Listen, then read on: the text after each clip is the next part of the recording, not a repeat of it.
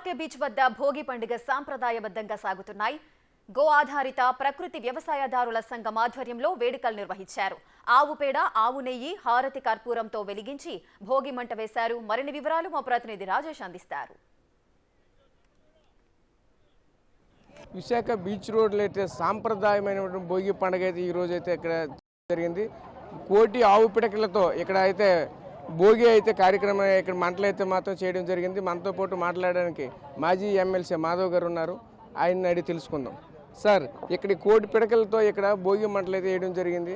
దీని పట్ల మీ అభిప్రాయం ఏ విధంగా మీరు భావిస్తున్నారు? ఇవాళ గో ఆధారిత వ్యవసాయదారుల సంఘం ఆధ్వర్యంలో ఏవైతే దేశీయ ఆవులు ఉన్నాయో వాటికి సంబంధించిన పిడకలతో ఈ యొక్క భోగి మంట చేసుకోవడం జరిగింది. భోగి అంటే కేవలం చెడుని దూరం చేయడం కోసం, అంటే చలిని దూరం చేయడం కోసం అనే ఒక ఆలోచనతో పాటు పర్యావరణంలో ఉండే కాలుష్యాన్ని కూడా దూరం చేసే ఒక గొప్ప సాంప్రదాయం. ప్రజలందరూ మమేకమై ఊరి బయట చేసుకునే భోగి పండగ ఇవాళ విశాఖ వాసులకి ఒక పరిచయం చేయడం కోసం ఈ యొక్క సాగర్ తీరాన నిర్వహించడం జరిగింది. ప్రజలందరూ కూడా గో పిడకల్ని దాంట్లో సమిధలుగా వేయటం జరిగింది. గో పిడకల ద్వారా ఏం జరుగుతుంది, పర్యావరణంలో ఉండే విష పదార్థాలన్నీ కూడా తొలగిపోతాయి, వర్షాలు సమృద్ధిగా పండుతాయి, పాడి పంటలు పండుతాయని చెప్పి, అలాగే పర్యావరణ పరిరక్షణతో పాటు గో సంరక్షణ అనేది కూడా మన విధిగా మారాలి అనే ఒక సందేశం కూడా ఈ యొక్క భోగి మంటల ద్వారా ఇవాళ ఇవ్వటం జరిగింది. గో ఆధారంగానే మన ప్రపంచంతో సృష్టించబడిందని మన సాంప్రదాయాలు తెలియజేస్తాయి. కనుక వ్యవసాయానికి సంబంధించి అతి ముఖ్యమైన గోవుని సంరక్షించడం, దాని ద్వారా వచ్చే ఆ పంచద్రవ్యాల్ని సేవించడం, ఆరాధించడం అనే ఒక మంచి సందేశం ఇవ్వడం కోసమే ఈరోజు పండుగ చేసుకోవడం. ప్రజలందరూ కూడా దీంట్లో భాగస్వాములయ్యారు. అదేవిధంగా ఇక్కడ ఈ గో ఆధారిత సంఘం అయితే పాటు దాంతో ఇక్కడ నిర్వహించిన వ్యక్తులు అయితే మనతో పాటు ఉన్నారు. ఒకసారి వాళ్ళని కూడా ఇక్కడ తెలుసుకుందాం. సార్, ఈ గో ఆధారిత సంఘం తరపున అయితే మీరు ఇక్కడ చేయడం జరిగింది. అయితే ఈ ఆలోచన మీకు ఎలా వచ్చింది? ఈ పర్యావరణం కోసం అయితే మీరు ఏ విధంగా భావిస్తున్నారు? అంటే గత 10 సంవత్సరాలుగా తీసుకున్నట్టయితే, 10 సంవత్సరాల ముందుకి 10 సంవత్సరాల తరువాత తీసుకున్నట్టయితే ఇప్పుడున్న పరిస్థితుల్లో నగరాల్లో అందరూ భోగి వేయాలనుకుంటున్నారు. ఆ భోగిని ఎలా వేయాలనుకున్నారంటే ఇంట్లో ఉన్న టైర్లు, ఇంట్లో ఉన్నటువంటి ప్లాస్టిక్ వస్తువులు ఇవన్నీ తీసుకొచ్చి తగలబెడుతున్నారు, ఎందుకంటే మంట కనపడాలని. కాబట్టి దీనివల్ల పర్యావరణానికి హాని జరుగుతుంది.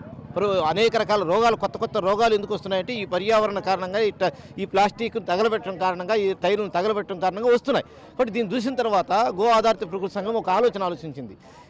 ఏదైనా సరే ప్రపంచంలో ఈ పర్యావరణాన్ని పరిరక్షించగలిగినటువంటి శక్తి, సామర్థ్యం ఉన్నటువంటిది ఏకైకది ఒకటే, ఏదంటే అది గోమాత.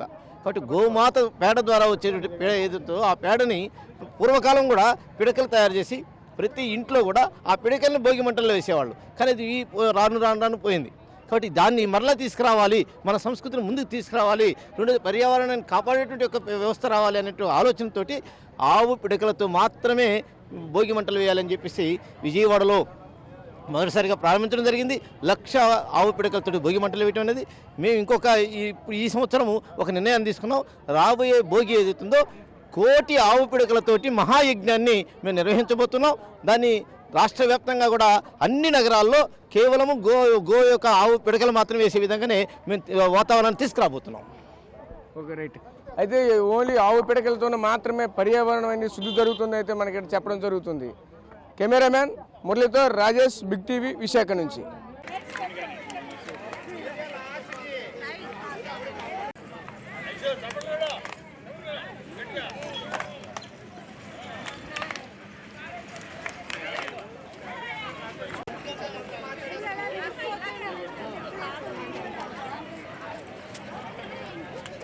ఇలా వేద్దామా? ఓకే.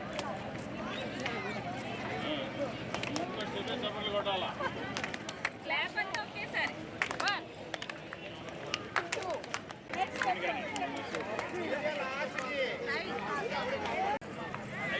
3